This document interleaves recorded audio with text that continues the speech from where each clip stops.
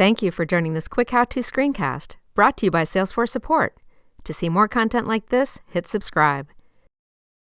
Here, I have a segment with people located in Boston who have an interest in running based on time spent.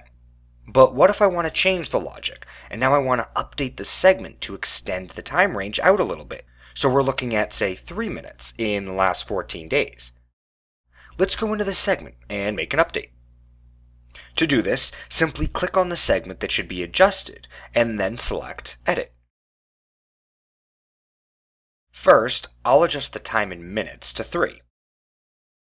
Secondly, I'll limit the audience by requiring the time spent viewing to occur in the last 14 days rather than for all time.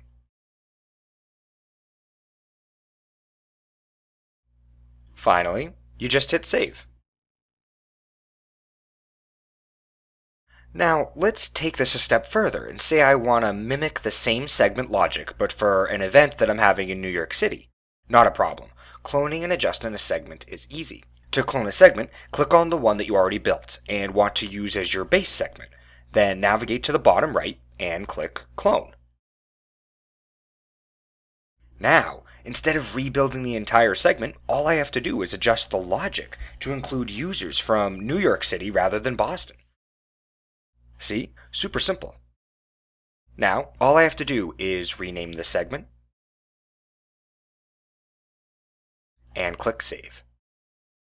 For more information, check out the knowledge base to access anything about Interaction Studio, where everything is searchable by keyword.